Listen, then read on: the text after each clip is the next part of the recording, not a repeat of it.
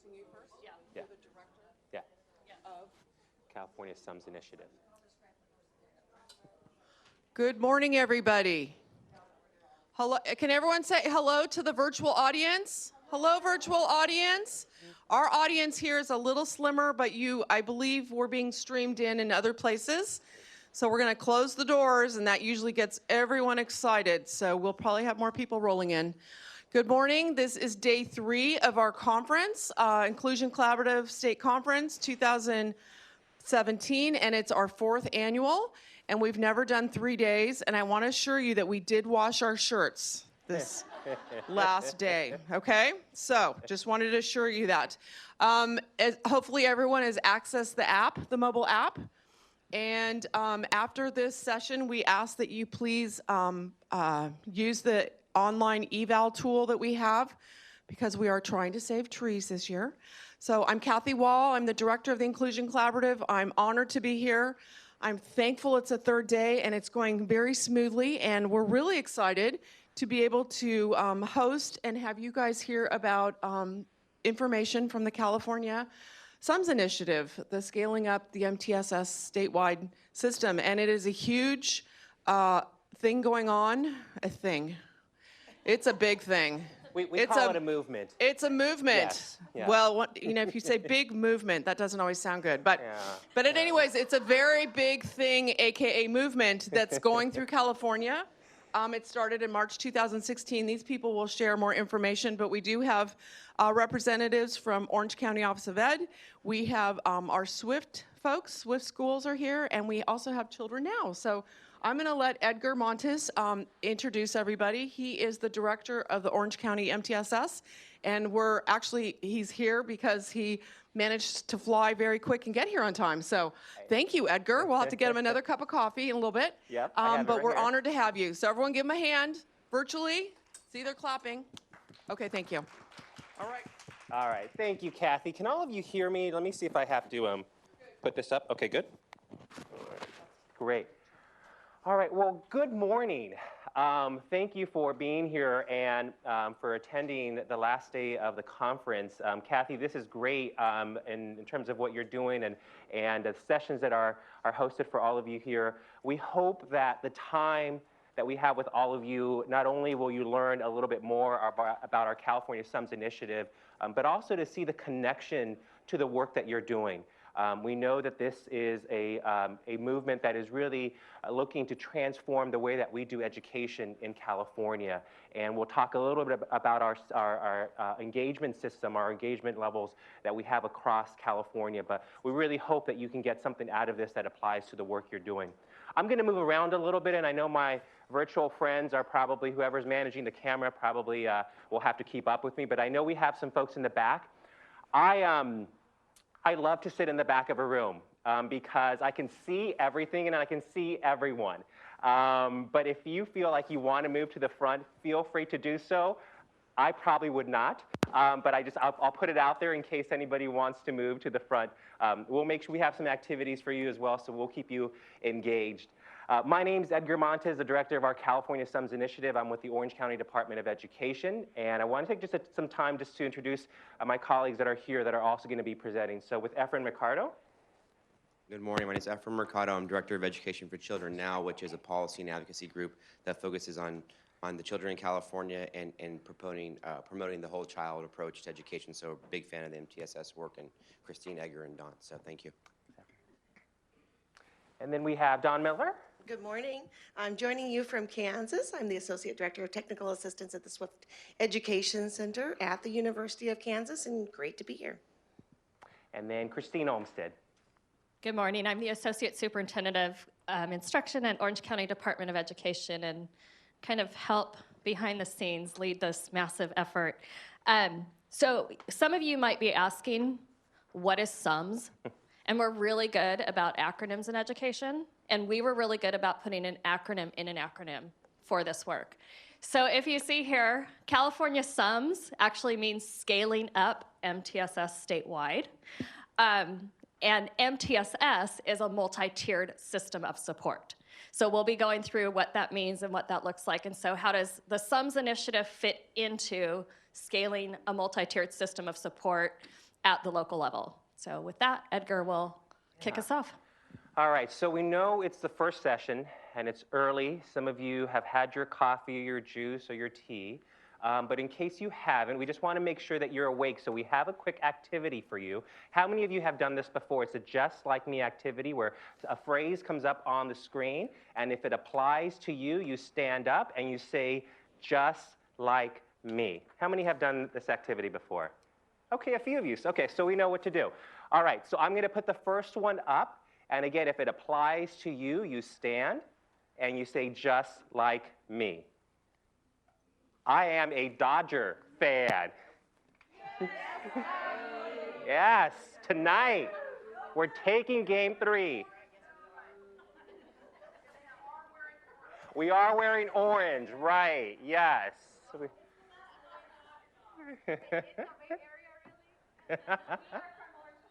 Right. Grew up in Southern California. All right, great. I like big dogs. Excellent. I have a small 11-pound cockapoo that just rules the house, but I wish I had a larger dog. I am currently a classroom teacher or a support staff. Just like me. Great. Thank you for the work that you're doing. I am a site administrator, counselor, psychologist, social worker within that arena. Just like me. Thank you. There's a few of you. Great. I work at a district, county office, or state agency. Okay, so most of that. All right, that's the majority of the room. Great. And last one, I'm a community liaison, parent liaison, or community partner. Do we have any? Oh, just like me. Great. Thank you. Thank you. Well, I have one more. It's not on here, but how many of you, if this applies to you, you can stand, have heard of the California SUMS Initiative? Great. Okay, so we've got some learning to do. Some of you already have learned a little bit about the California SUMS Initiative, and we want to start off by giving you just a little bit of background of where this came from. The effort to really try to align the systems that we have in California and to break down the silos is a report that came out from a special education advisory group to CDE saying that we really need to look at ways that we can support the whole child, and we need to have a common framework in which we can all really guide our work. And so the governor and the state legislature put out a request for applications for county offices to apply for this money, to do this work, to build the infrastructure across California. So they provided $10 million to a county office. We teamed up with Butte County Office of Education, a SWIFT Center, to apply for this grant, and we were awarded the grant. The $10 million was really to build that capacity across California through all our county offices of education. Shortly after that, the legislature said, you know, this work is great. We want to see it continue. We also want to make sure that the money gets into our LEAs. And so then they allotted an additional $20 million to ensure that we provided scholarships and subgrants to our LEAs. And so a total of $30 million with the idea of really establishing a system in which schools and districts, charter schools can align the work that they're doing to support the academic, behavioral, and social emotional needs of a student. We are in the process now, we'll talk a little bit about our timeline, but we are in the process now of awarding those subgrants to districts. So if you are, many of you stood up for being from a district or county office, if your district or county office has not applied yet for one of these grants, we'll talk a little bit about it in our presentation, but just keep that in the back of your mind that we have that application window open now. So we were tasked as Orange County Department of Education to do this work across the state. And we wanted to show you a quick video sort of giving you an overview of where we are at in terms of the work that we're doing and kind of recapping a little bit of what I've said. Education in California is moving in a new direction, one where every student will be given the support, and opportunity to thrive in the most inclusive learning environment. We have an amazing opportunity to transform our current educational landscape into one cohesive system that aligns all of our existing work on students' academic, behavioral, and social-emotional needs, along with new and innovative strategies to form a system that supports the whole child. The work of building a multi-tiered system of support needs to be grounded in a framework that engages our families and communities, empowers strong and engaged leaders, integrates our educational programs so that all students participate in the curriculum and activities of their peers, and promotes inclusive policies and practices. In March of 2016, the state of California created a grant with just this purpose. The California SUMS Initiative is designed to catapult this work forward and scale up MTSS efforts in districts and schools throughout California. To reach this incredible goal, we all need to get involved and find ways to make MTSS work for us. So make it personal, in your school, in your district, and in your communities. You are the architects and master planners that will make this a reality for California. There's no time to waste. How will you help build MTSS?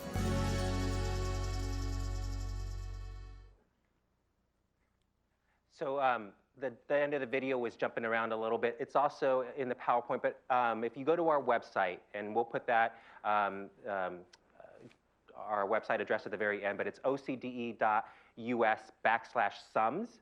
You can find our video there as well, too.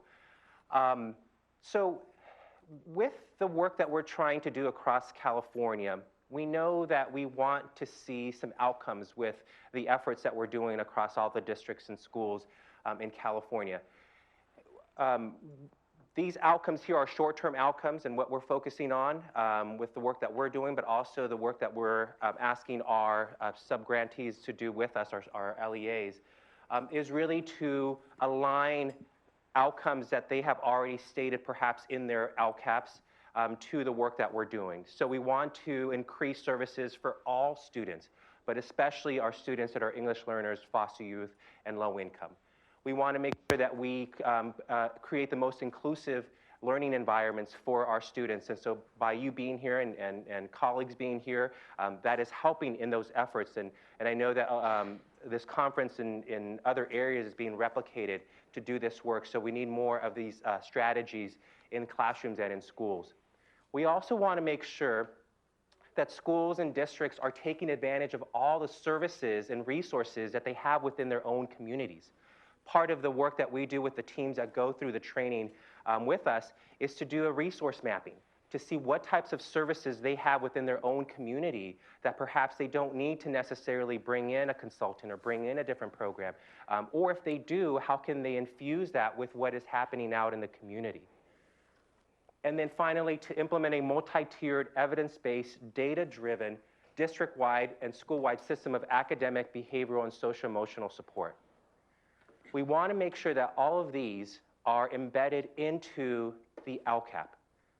The LCAP is really that process and that document by which districts and LEAs continue to enhance the work that they're doing. So by having these stated in their LCAPs, it will continue that work of improving what they already have in place.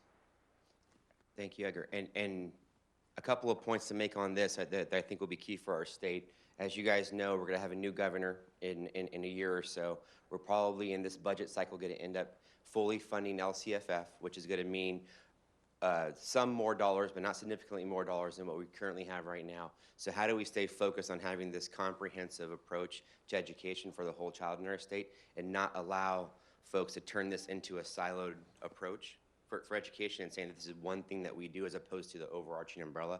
It'll be extremely important, especially because we're also in the fall, in about a month or so, have the dashboard come out for accountability, and that's going to be the focus for a lot of folks, and they're going to see reds for certain things, and they're going to want to go there versus really looking at the entire system. So I think that the main message here also is this idea of stay focused on the bigger picture to really help each and every kid, and we can help do that together through the SUMS Initiative. Thank you. So as I mentioned, this is a collaborative effort. We teamed up with Butte County Office of Education, understanding that 40% of our state is rural. And us from Orange County having primarily urban and suburban districts, we wanted to make sure that we had a voice within the work that we were doing across California to support our rural communities. We also know that we needed a partner that had the expertise, the knowledge, and the experience really doing this elsewhere. So the SWIFT Education Center has been doing this work across other states in the United States. So we wanted to bring them on board to share their resources and the tools that they have so that we can embrace them as part of our California SUMS initiative. These are the partners here, and we're doing this work on behalf of the California Department of Education.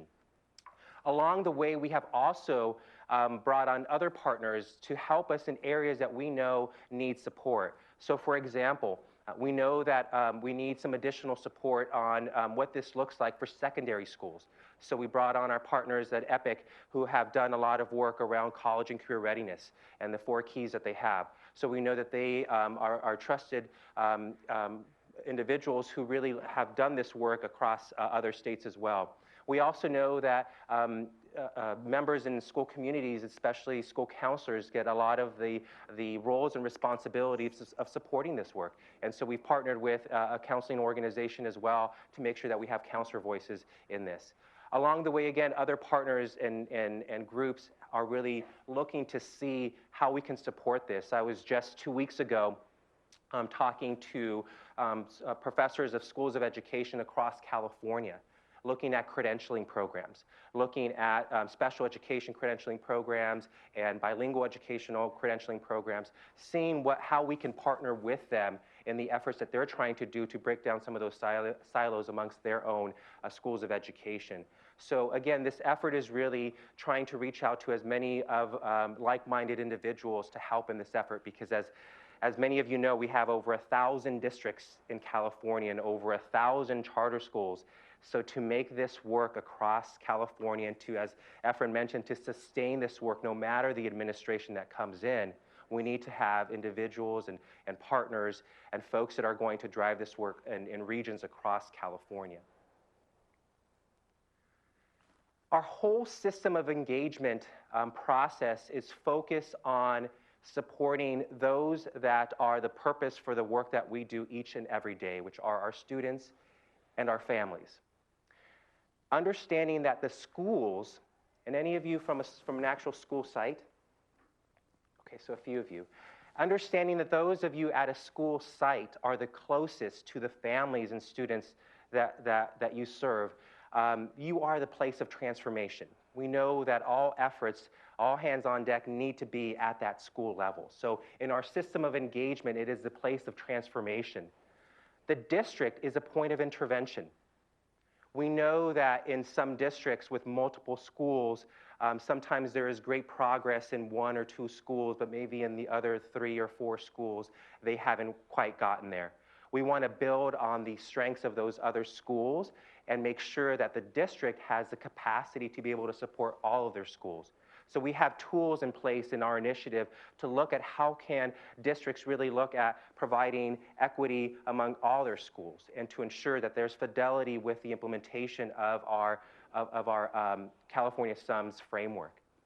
County, region, and state are the sources of technical support. So we are trying to provide that across all of our county offices through the work that we're doing, trying to build capacity, understanding also the resources that come from the California Department of Education. And this effort is really grounded in teams across California that are helping us do this work. So we have a state leadership team, which consists of California Department of Ed, OCDE, SWIFT, and Butte.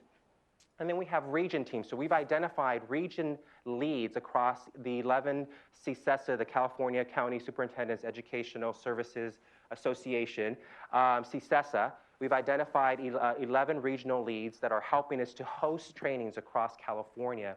And then we've also identified county leads within each county to help us carry this work and support districts as they go through the training and an ongoing process. And of course, LEA teams that are coming through the trainings. Want to say something, And Efren? just to add on to that, I think one priority for children now as a policy and advocacy group is to ensure that this structure is aligned to what we're doing in our state, which it is, and also to really ensure that the approach is the umbrella for how we do this work.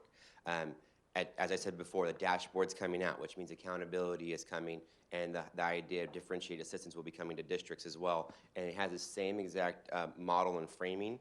So you're not going to see, well, here's the system for this, and here's the system for that. It's going to be, here's how we do this for each child. And that's going to be our job, is to keep pushing and to ensure that happens, because we know that at the state level, folks like to turn things into silos because it's easier to understand. And we can't do that because we know that's not the best thing for each child. So we as an advocacy group will want to learn from the educators in the room, from Edgar and Christine and Don and everyone, to say, okay, what do we need to do at the state level if it comes to legislation, regulations, state board policy, whatever it may be. We want to learn to be able to then help support those policies as we move forward to see this system really thrive. So. Yeah, and that's a great point, because just sitting in some of the sessions yesterday and hearing some of the great work that's already being done to support a multi-tiered system of support and supporting especially our students in an inclusive environment. There are many great things. There are also some challenges, or I'll reframe saying opportunities within your schools and districts and county offices that we as an initiative, and as Efren mentioned, state level organizations and agencies want to elevate. So we know that there are some opportunities to improve what we already have in place. Part of this process in this feedback loop is really to guide us in the work that we're doing and understanding from all of you the great stuff that's already happening. So this is our California Sums Initiative logo, and it's on most of the things that we have on our website, and it's really symbolic for the work that we're trying to do with our districts, our county offices, and our charter schools. At the very top, we have MTSS in the umbrella. And the umbrella really looks at this supportive factor, this supportive feature that is protecting not only our students, but also protecting this framework that is really going to guide our schools and districts through this process of implementing MTSS, but also evaluating how they are moving forward in the implementation process. We focus on the academic, behavioral, and the social-emotional needs of students. And I know for many years we have had a very heightened focus on academics. And so the efforts to truly elevate social, emotional, and behavioral is quite important, especially with, I know, Efren being from Children Now and other organizations that are trying to really kind of shift that paradigm. Academics, of course, is really important, but also how can we take care of the other needs of students? And I know many of you, as you have conversations with either parents or community members, trying to understand that our students will have options after they leave high school, and we want to prepare those students for the best possible success that they can have in those options. So focusing on these three to support the whole child is really important. And then the all means all, the children below the umbrella. We tried to capture a little bit of the diversity that we have in the over 6 million students that we have in California. Whether students come into a classroom or a school with an identified need, or perhaps they don't already have an identified need, no matter how they come to us and the gifts that they bring, this work is about reaching all of our students. So when we say all, we mean all students. And then the very bottom, and we'll go into this a little bit more, but these are the 4 domains that really hold up MTSS. And I know you have a handout, but it's family and community engagement, administrative leadership, integrated educational framework, and inclusive policy and practice.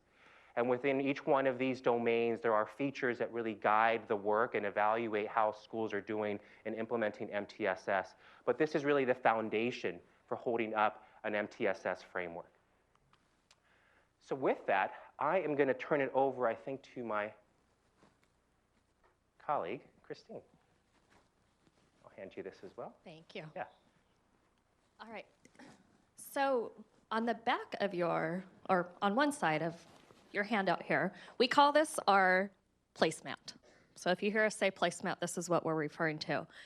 And you'll see here that we have aligned how MTSS supports local control accountability plans. Raise your hand if you have actually read your local control accountability plan. Awesome. Raise your hand if you know it exists. Okay. All right. So here's the one thing I have found being a county office person who reads 28 LCAPs, and something that disappoints me greatly is that a lot of LCAPs have been written in an office by one person. And yet they're writing goals and actions and services for the educators in the classroom who may have not had a voice into that LCAP. So I'm telling all of you teachers out there, have a voice in your LCAP. Like when they have stakeholder engagement meetings, be a stakeholder. You are the stakeholder. Okay, so we had a lot of focus on parents and getting parents involved and making sure our parent voices were heard in that. But we left out our principals and we left out our teachers. And you are there with the kids every single day.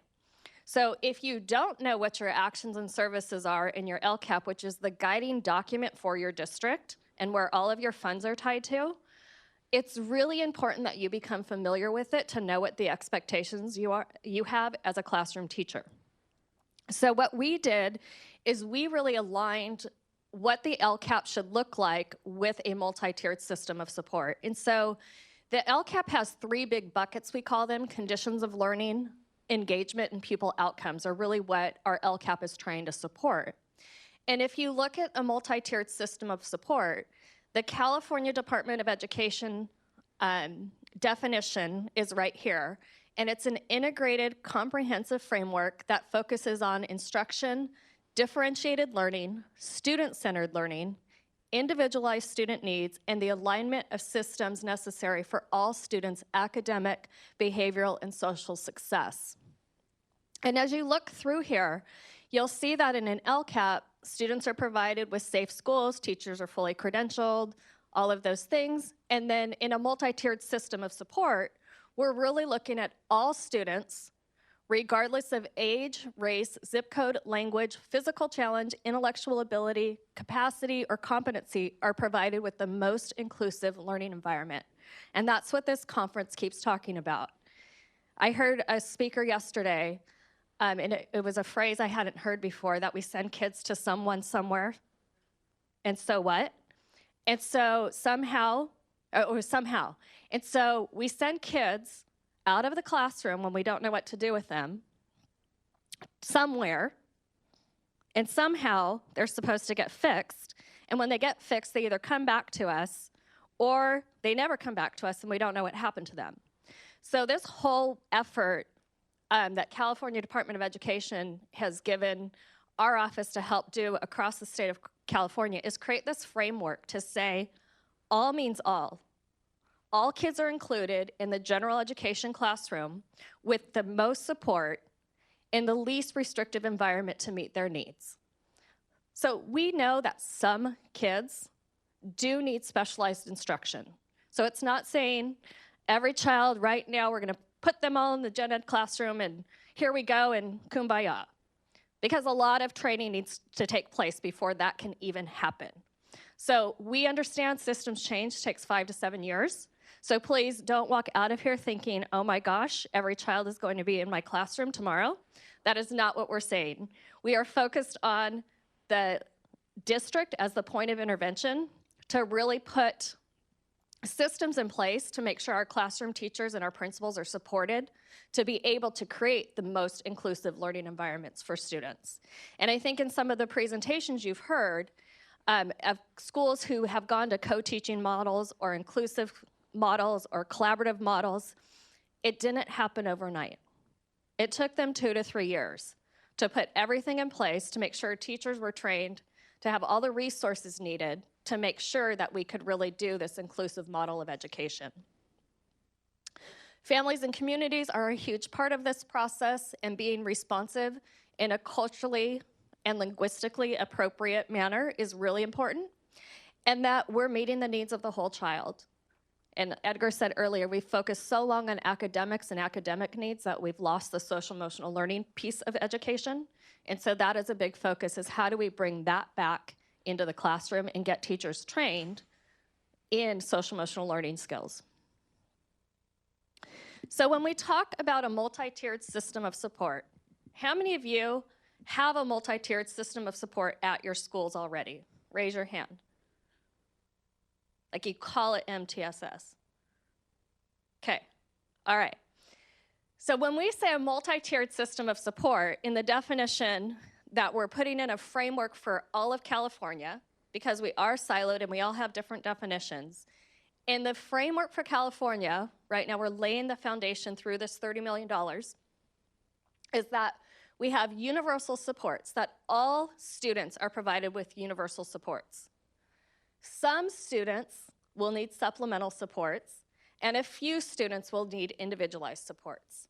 And it doesn't matter who you are. So it's regardless of age, race, zip code, language, physical challenge, intellectual ability, capacity, or competency, you're provided with the most inclusive learning environment. So it does not mean that if I'm an English learner, I automatically get put into supplemental supports. Or if I'm a special education a student with special needs, I get put into individualized supports. Not okay. And so it means that we all get what we need, and then based on where we go, we may get more supports. And we do this through universal design for learning, which you heard it being spoken about at our keynote yesterday, differentiated instruction, and an integrated content service delivery system. So a lot of people ask us, well, isn't this just PBIS squared or PBIS on steroids or RTI squared on steroids? It's not any different. It's already MTSS. No. So PBIS, positive behavior intervention supports, how many of you have PBIS programs at your schools? Okay, great. Had them at my school when I was a principal. Wonderful. They do great things for getting universal supports for behaviors. We're all in alignment. Kids aren't learning new rules every year. They don't have to adjust to, getting to know the rules of a new teacher every year. Great PBIS, okay? It works well. It is a multi-tiered system of support. Okay, so we're not saying PBIS isn't a multi-tiered system of support. It fits into the larger umbrella of a multi-tiered system of support. RTI squared, which is response to intervention and instruction, is also a multi-tiered system of support. Okay, there's multi-tiers in there, so if we go back and look at this, right, we have all, some, and few. The difference with these two, with RTI and PBIS, is for a while, some of the mistakes we had in doing that is that we left this universal piece out. And we automatically started jumping kids into tiers and putting kids in tiers. And we were labeling kids in tiers. These are my tier 2 kids, my tier 3 kids. Okay, kids are not tiers. Kids are kids. Students are students.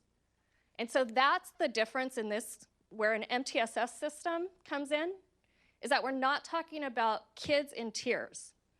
We're talking about interventions students need based on their need at that time, and that it's data-driven, it's research-based, and we do it with fidelity, and we track and monitor progress. Okay, so in a multi-tiered system of support, you're looking at the whole child.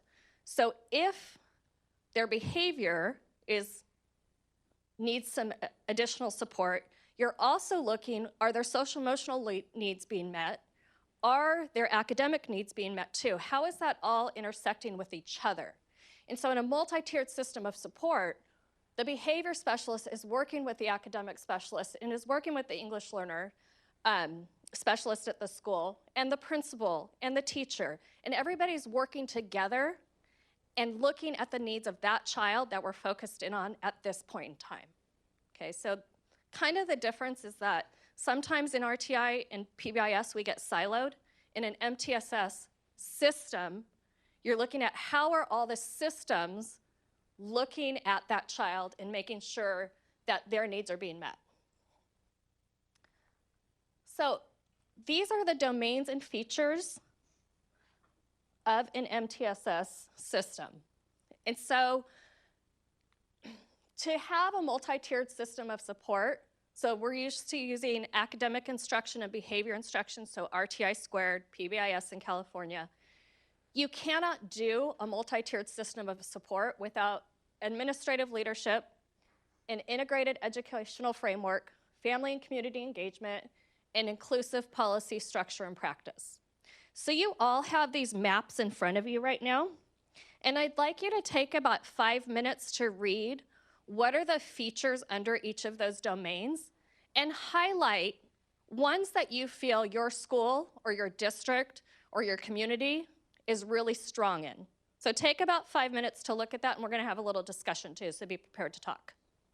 So 5 minutes.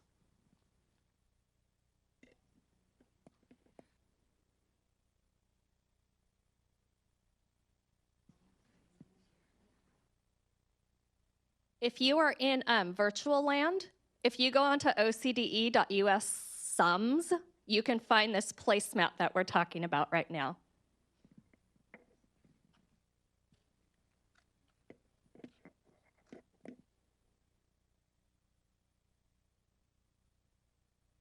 And you're following the PowerPoint, so you can do it on there. But if you wanted to, yeah, I guess you could write on your PowerPoint too.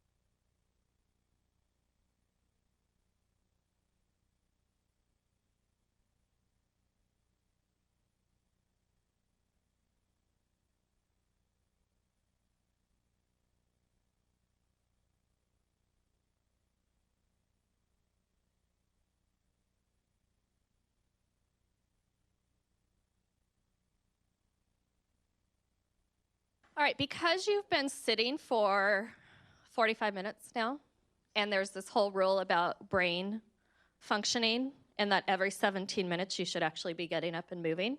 I'd like you to get up for a second and make eye contact with somebody across the room from you, and just talk to them real quick about one item on the placemat that you found as a strength of your school community right now. So everybody has to get up because your brains need to function. Make eye contact with somebody across the room. Across the room, not at your own table. You have to get up, not at your own table. Don't be sneaky. Across the room.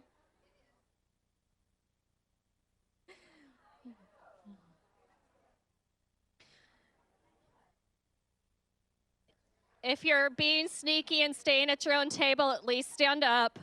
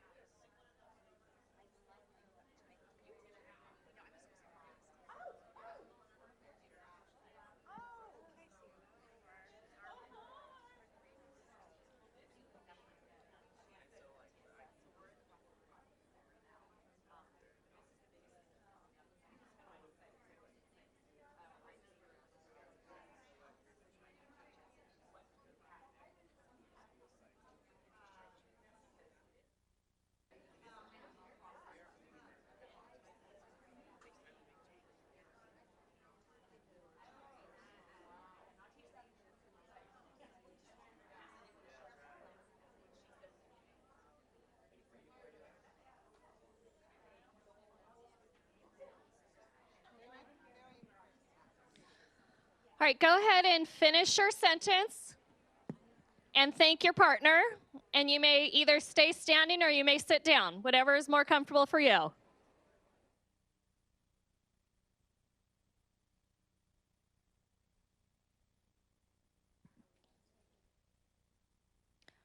All right. Does anybody want to share a strength that they saw or something that was validating looking at the placemat?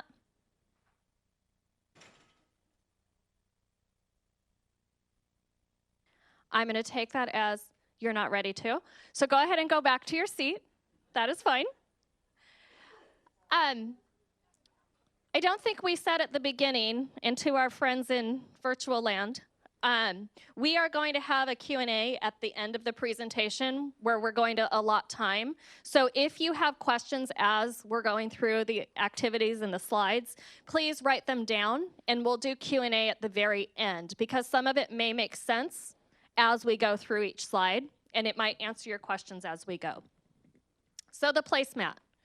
This is really, when we, towards the end, we'll talk about the funding and how you can get access to the funds, but this is really what we focus on in the trainings, and somebody had asked me, like, well, we're having problems with implementing PBIS because teachers, think that now they're in charge of behavior and they can't send the kids to someplace, for somebody to fix them and bring them back to us. And so when we go, if you go through the training on this, it really talks about, okay, so maybe we did put PBIS in place, but we forgot that these 4 domains were really, really important to that.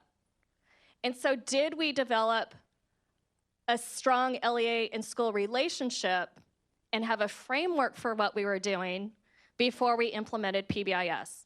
Like, did we get some teachers and maybe the union representative at the table as a district before we even said we're going to launch into this? And did we have a comprehensive plan in place to say how we were going to do this over time for 5 to 7 years? So that's where we look at when we want to do something with putting in inclusive behavior instruction, inclusive academic instruction, what steps may have we missed along the way in the supporting domains that may have us having some barriers to implementation? And so that's what this focus of our work does, is we really talk about how do you move your system forward. So we all have strengths. There are things that are working well in what we do, but we also have opportunities.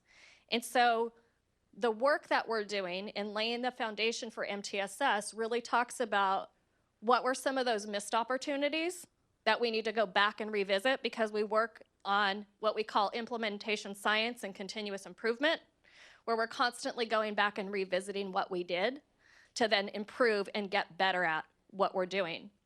And for me, it's all about what's happening in the classroom and the support for the classroom teacher. We a lot of times ask teachers to do things without giving them enough training. And so this is really looking at how are our systems best supporting that classroom teacher that we're asking to do this. And we can't ask them to do it overnight without significant amount of professional learning. So when we talk about a braided or integrated approach and addressing the academic, behavioral, and social-emotional learning in a fully integrated system of support, we all have heard the term we differentiate, right? We differentiate instruction. And sometimes we only think that we differentiate at the universal level. But differentiation should happen at all levels of support. Students need different ways to go about making meaning for their learning at all levels of support. So differentiation happens at all levels. Universal design for learning happens at all levels. So if I have students who need supplemental supports, I still look at universal design for learning to make sure that I'm getting those 3 different engagement areas for them. And then we make sure it's integrated at every level. So when we say integrated, I'm making sure I'm looking at their behavior needs, their academic needs, and their social-emotional learning needs at every level of support. Okay. So how does transformation occur? I'm going to hand that off to my colleague, Dawn, who's been doing this for 5 years, and talk about how successful transformation occurs. Great, thank you. So with this vision of MTSS for California, and we think of 11 regions, 58 counties, and over 1,000 districts, it became this piece of how do we leverage what we had been working on through the Swift Center in other states engaged across all arenas to say what could we bring value to assisting with the transfer or with the scale-up efforts. And Christine led you through what we call the framework and the placemat. And that became the picture of what we're talking about with MTSS. Originally, we actually had them all in columns. And once we started analyzing our data with 5 of our partner states, we saw that MTSS became that area that was producing the outcomes, with these other supporting areas being the conditions under which that is occurring. So we moved the placemat around to reflect what our research was showing us. So this paints a picture for all of the districts as to the what. What do we keep our focus on, as Efren kind of led us with? I'm going to skip down to this piece here because this becomes the how. And the how focuses on our early collaborative efforts with the folks at the National Implementation Research Network and other leaders in the field who have looked at implementation. We tried to make the language very accessible and put it into what we call the transformation in action practices. And on our website, we put it under what we call the playbook. So these became the essential practices in how transformation occurs. Taking time to acknowledge where our priorities are, where's our focus, how do we ensure that we're building plans that are indeed going to support sustainable practices over time. And then bringing to the table assessment tools that teams can use that maintain that look of our system to say, how are we doing? How are we doing in the implementation through one of the tools called the Fidelity Integrity Assessment. It's a self-assessment that building teams utilize that corresponds to all of, oh, I thought I had another slide after that, that corresponds to all 5 of the domains and 10 practices, with most of the questions falling under the domain of multi-tier system of support. So these were the tools that were brought to the table to help with the scale-up efforts. The implementation, the practices, are the ones that we want you to dive into for a little bit before our time concludes. These practices that we call design data, priorities, resources, teaming, and coaching are the ones in the training series that district teams and building teams have access to support the transformation efforts, and many of them are engaged in across the system. So the data practice that a building engages in to help identify what priorities and practices will be their focus, will be engaged in at the district level, will be engaged in at the county level, that can be engaged in at the state level.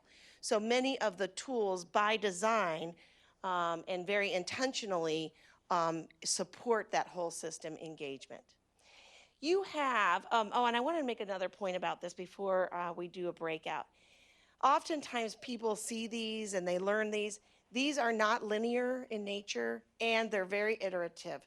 So people say, well, where do I start? And you have to start where it makes the most sense for your particular site and your particular context.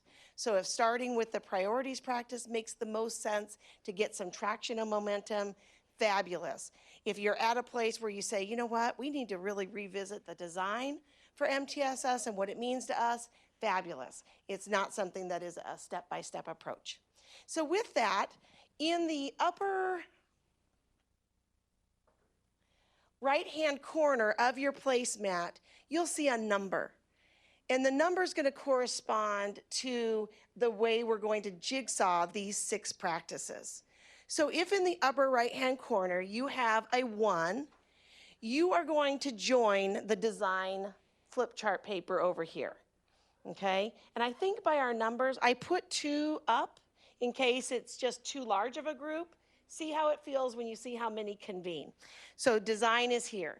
If you have a 2 in the upper right-hand corner, you're going to do the data practice. You'll be convening in one of these 2 flip chart papers, okay?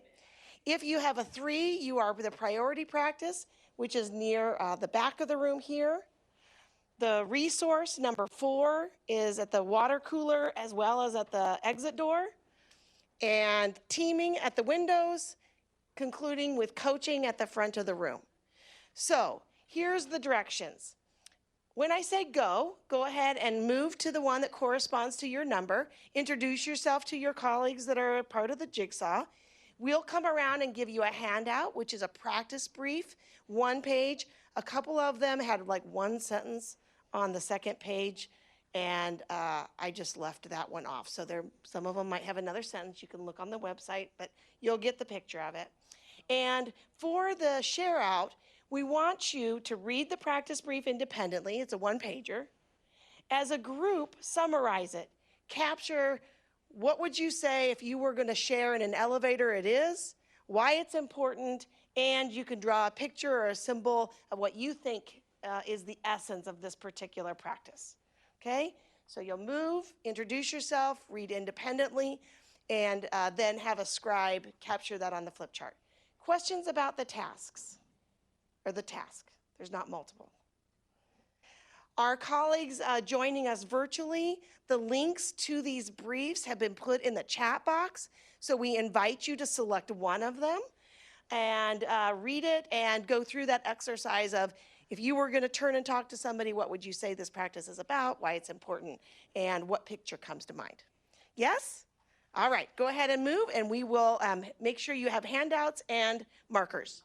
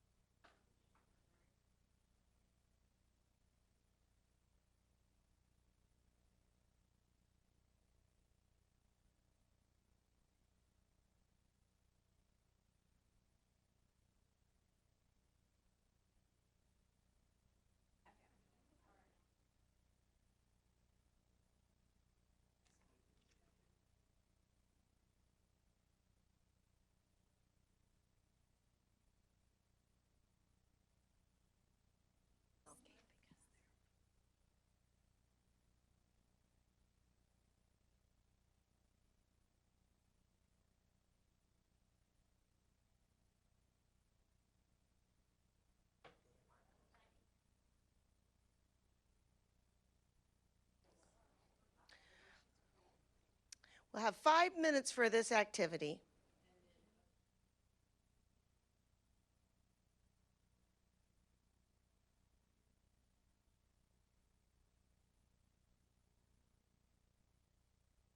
Yes, to our virtual colleagues, the URL links are in the activity feed part of the website.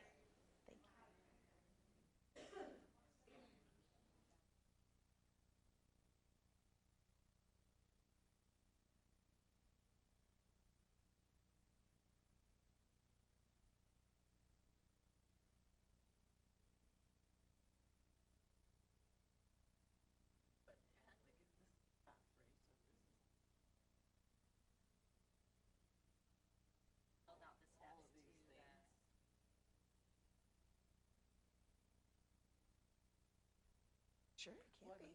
Oh, it's been done so many different ways. I love the creativity. Like the first, yeah, like so if this is where we're going, we need to know our first step might be. Correct.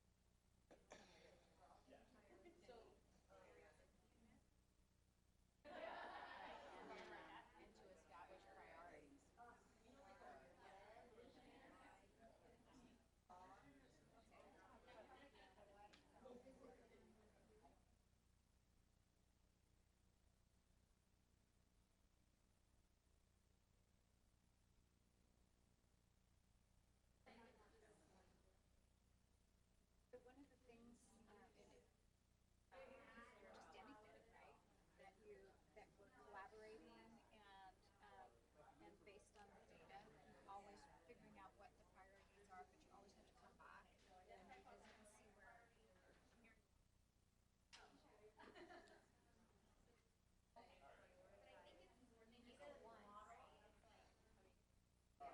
So first the what of the resources. What are the resources going to do to accomplish our vision, right?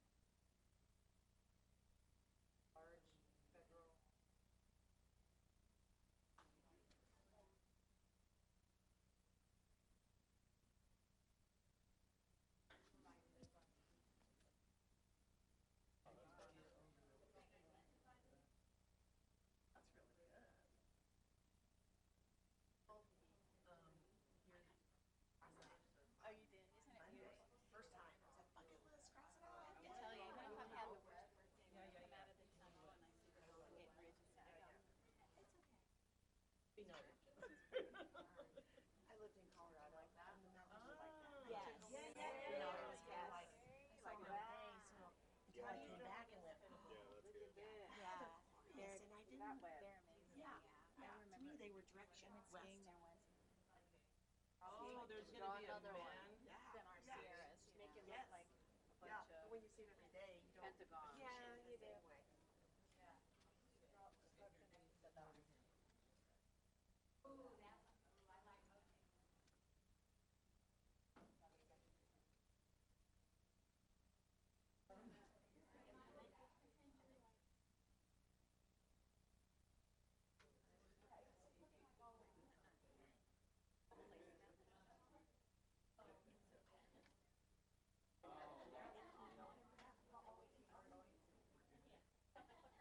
Oh, here. Actually, I could do it without the click. I won't need it.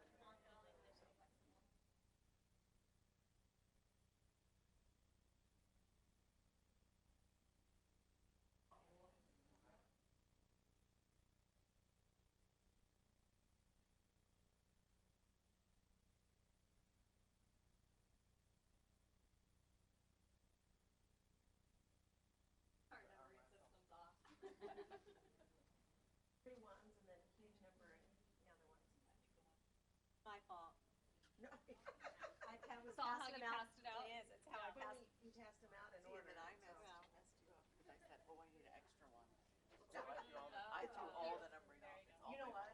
After doing that in the corners, I was sitting there looking at the popsicle sticks, I'm looking at the cards, going, how are we gonna do this without having to number off? So it worked out great.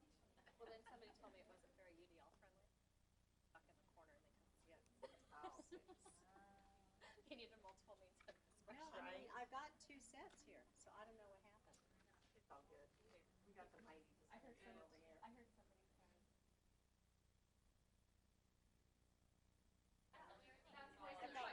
somebody, over here. I heard somebody say. I've got 1, 2, 3, 4, 5, 6, 1, 2, 3, 4, 5, 6. So I have no idea. Twice in choice. You have until 10. Oh, 5 seconds. All right, how about 30 more seconds just to capture it? There's a lot of really good questions we want to make sure that we allow time for.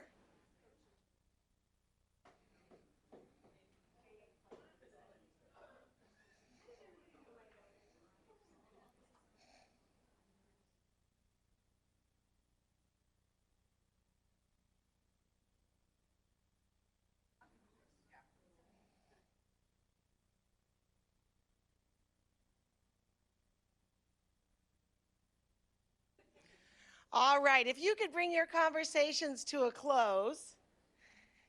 Here was your 10-minute, pretty much, crash course on the transformation in action practices.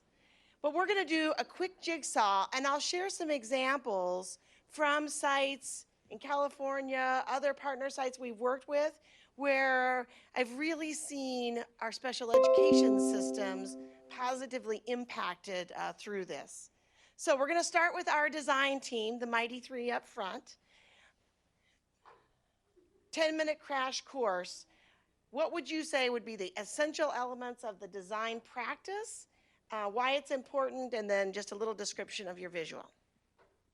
Want me to take it? Okay, so what we were looking at is the design being really kind of your mission that is developed, or your vision that's developed with all of your stakeholders. And there is a component where you do reach consensus to that, and that ultimately is basically the end of our path here is what we want to get to. But in terms of the why, it really guides our purpose and why we want to do this work. So it guides our focus. You're always coming back to it. It's kind of your map, if you will, your roadmap to your vision. Excellent. What do you think? Yes, excellent.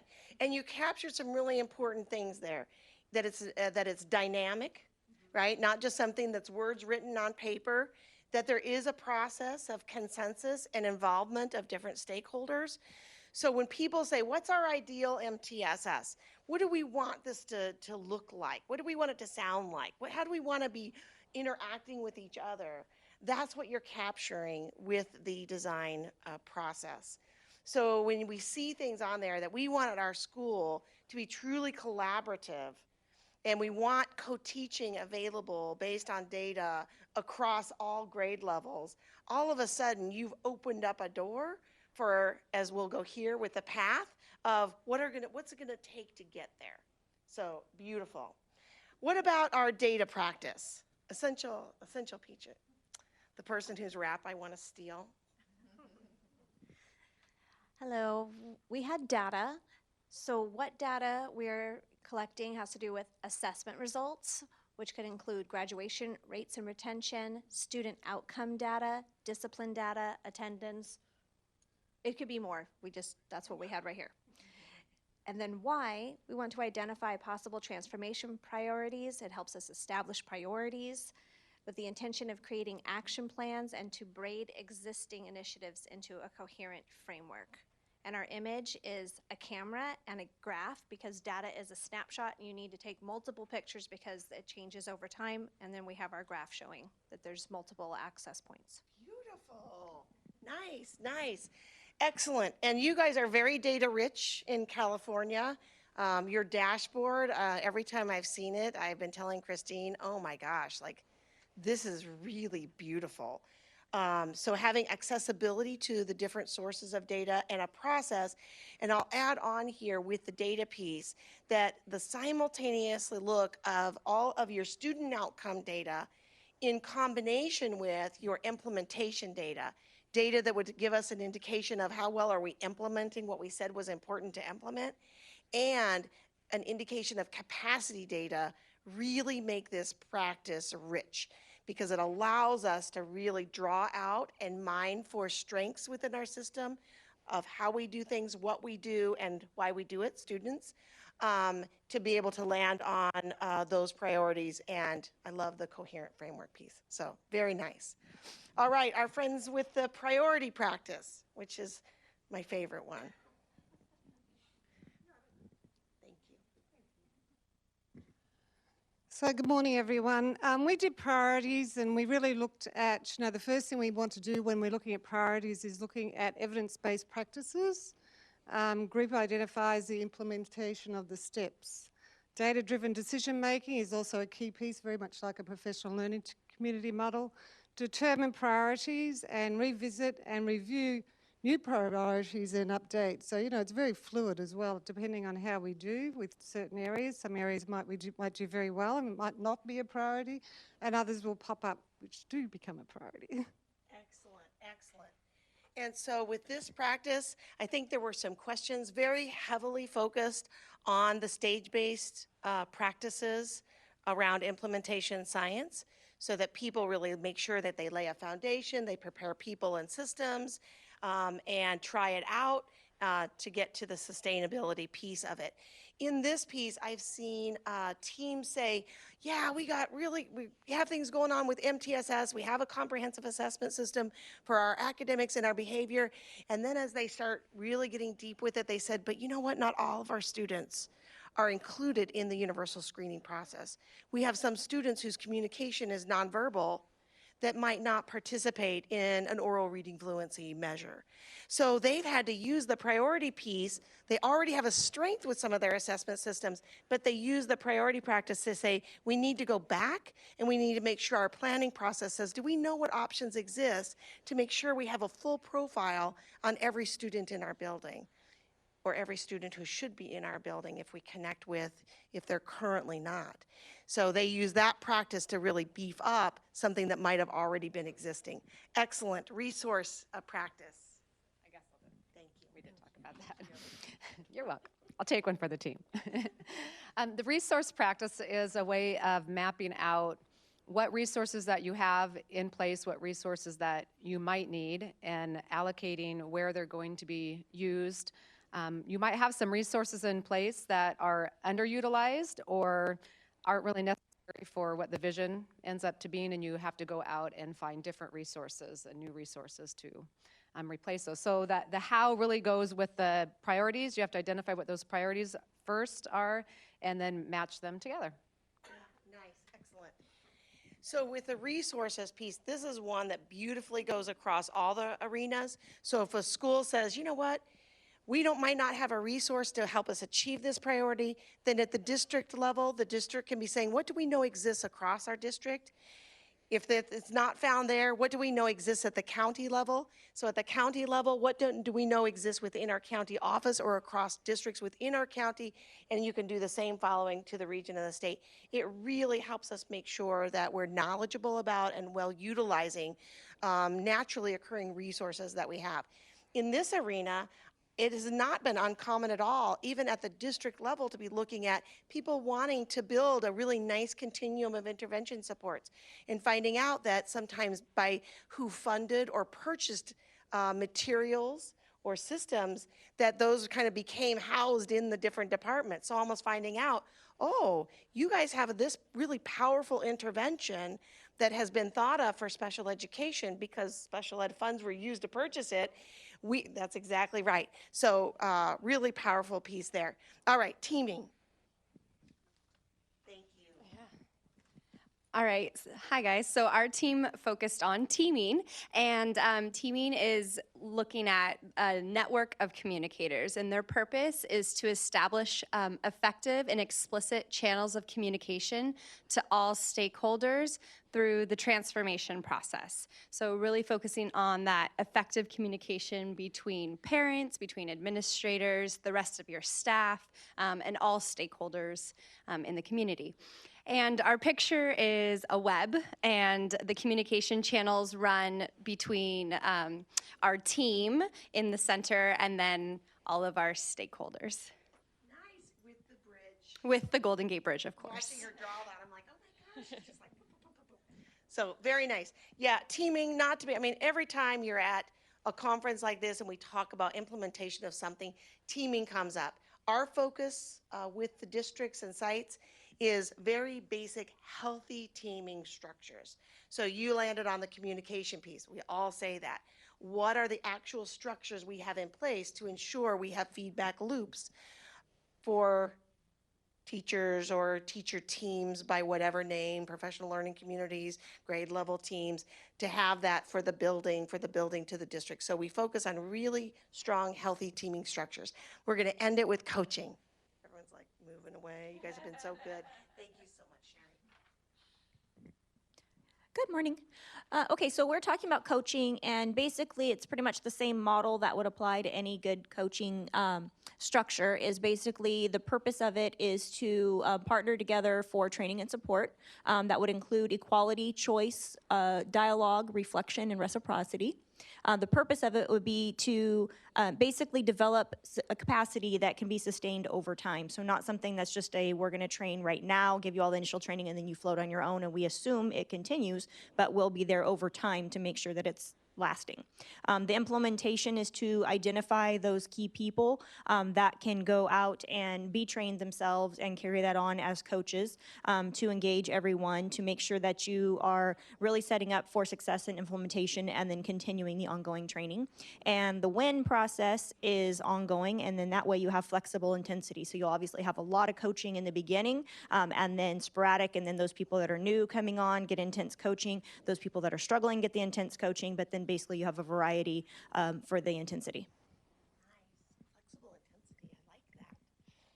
Very good. So the coaching piece is one that we talk about having accessibility for individuals as well as for teams.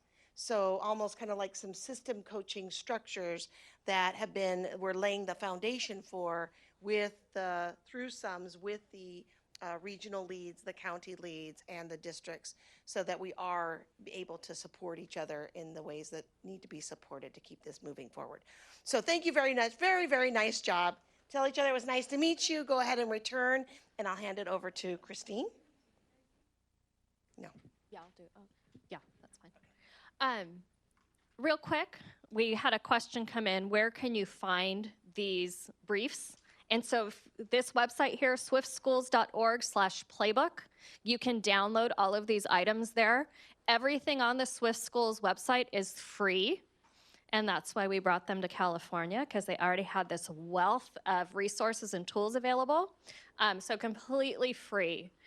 Another, we're not going to get into this, but just so you know how you can kind of self-assess your implementation of MTSS, we use a data tool called the FIA, which is the Fidelity Integrity Assessment, also free, also can be found on the Swift shelf at Swift Schools. And there is a 10-minute YouTube video on how to administer the FIA, but it's also part of the training we do as well. But just if you're looking at how do I even assess where I'm at, the FIA is the tool for that. And it goes by the domains and features that we've talked about on the placemat. Oops. And we're not going to, because of time, what we want to show you is if you go into this PowerPoint, well, actually, no, I'm going to do it. There's an interactive map. And so last year we took 95 or so schools and really mapped out across the state of California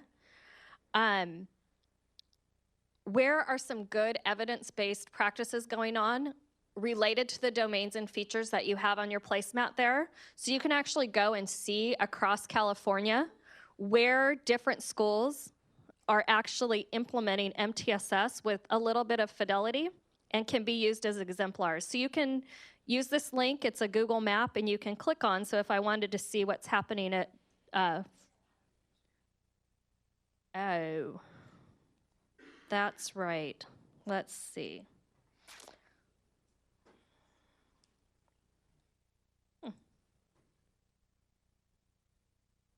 Well, anyways, because it's one of those things, I won't go into it, but what you can do is across the state, this interactive map, if you click on the link, it's a Google map, and it actually has Each school listed who was part of our what we called knowledge development sites who have promising practices of MTSS implementation. And you can see what they're doing, their demographics and data are there. You can see if they're like your school and contact them to find out what are they doing, how did they get there, because we get that asked all the time of where are some good promising practices. So with that, I'm going to turn it to Edgar to talk about how you can participate and get funding for this. Great. Thank you. How many of you are writing an application for cohort 2, or your districts are? Okay, just one hand. 2 hands, great. So we have, as I mentioned at the beginning, about $20 million to give out to our LEAs in the form of these sub-grants. $25,000 for single LEAs, and in a consortium of more than 2 LEAs, $50,000. We want to make sure that the teams that come together, and I know this is one of the questions that came through, the teams that come together and apply for this application really consists of staff members across the different divisions within the LEA. So for example, the district. We want to make sure that there is representation or a voice from the administrative level at the district level. So whether that's a cabinet member or whether it is a assistant superintendent, we want to make sure that their voice is part of this team. We also want to make sure that we have the voices of those that are going to carry out the support. So directors of student services, those working within special education, maybe some teachers that are on special assignments supporting other teachers across the district. Sometimes it's very hard to get teachers out of the classroom. We want to make sure that they're part of the team as well. And then we also want voices from the sites, so site principals, site leaders, to make sure that they're part of those teams. Along with that, we also want to make sure that as you think through the support and the ongoing support, thinking about, looking at when Don was talking about the resources that are available, who are those community partners, whether it's the county office or whether it's a SELPA or whether it's somebody else that's going to be part of the team that's going to continue to support as they already have. How can they be part of the application team and part of the team that comes to the trainings that will carry out this work? So these requests for applications, we have 3 cohorts. As mentioned, we're accepting applications right now for cohort 2. That deadline is next week on the 31st. And we hope to award those at the end of November. So we will announce those awards at the end of November. So this kind of gives you a little bit of a timeline of where we are now. We've already, as Christine mentioned, identified some knowledge development sites, and so that interactive map, if you click on it in the PowerPoint, gives you a sense of where those knowledge development sites are located. We hosted a professional learning institute in Costa Mesa. How many of you went to the Professional Learning Institute in Costa Mesa? Okay, a few of you. It was in the summer, and it was completely free. A 2-day conference, completely free. We are looking to host another conference. We're looking at July 25th and 26th, and we are hoping to get some additional funding to make that available for LEAs to attend, either low cost or no cost, for next year.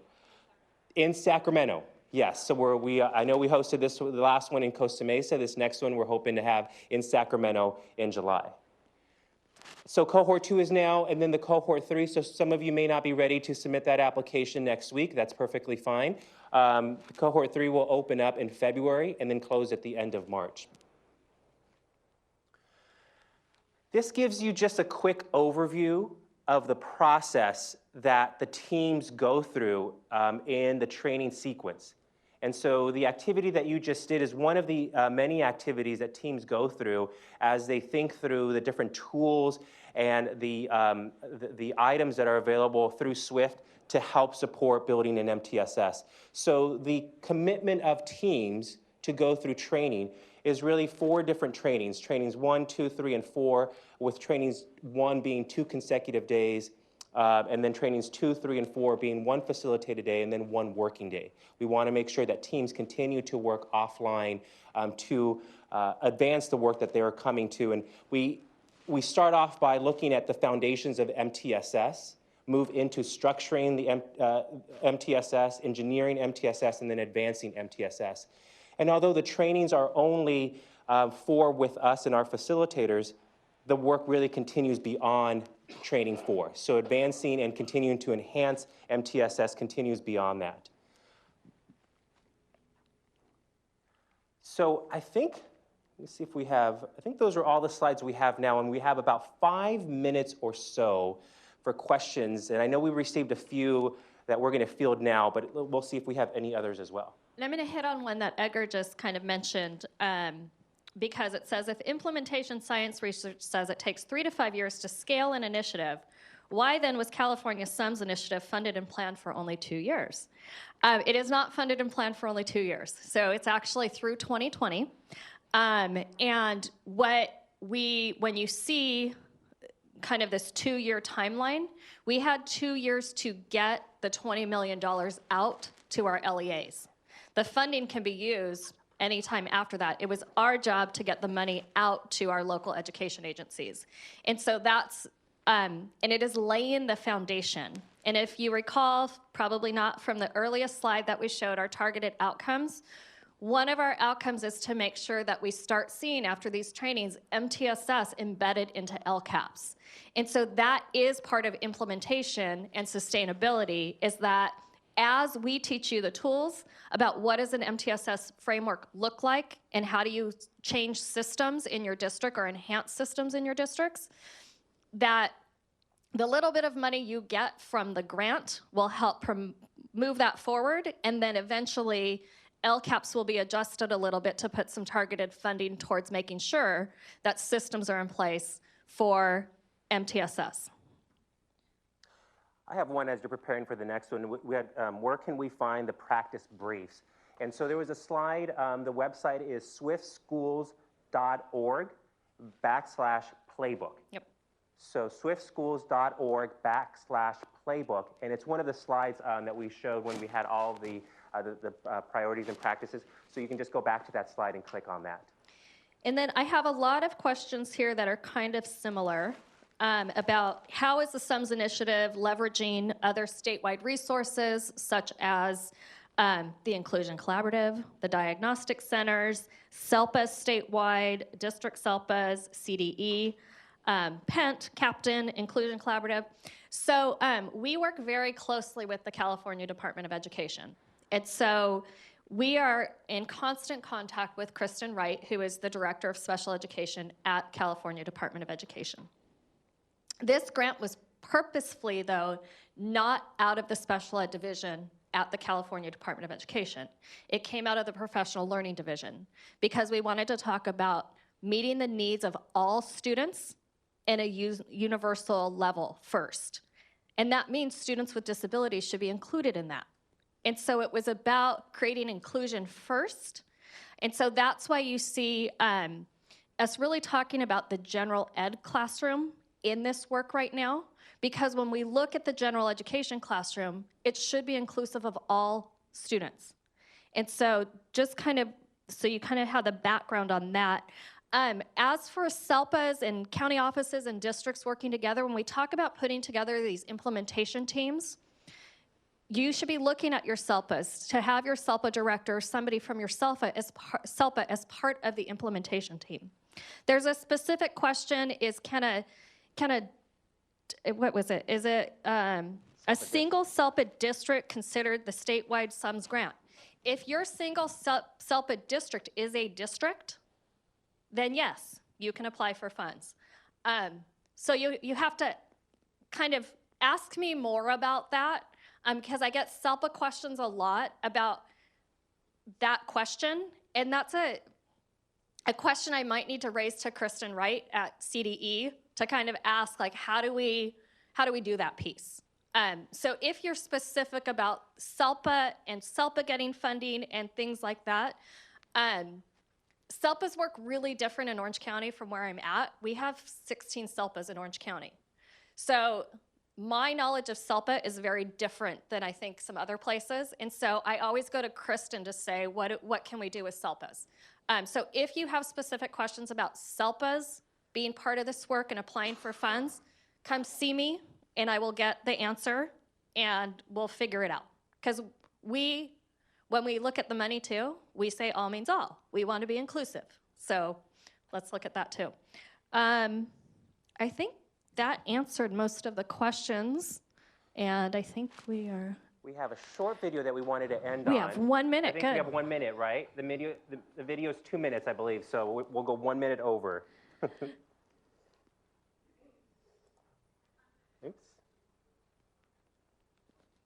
Going? Or maybe not. Did it not go? Here we go.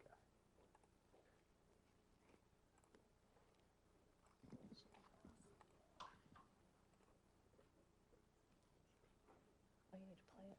It's not in play mode.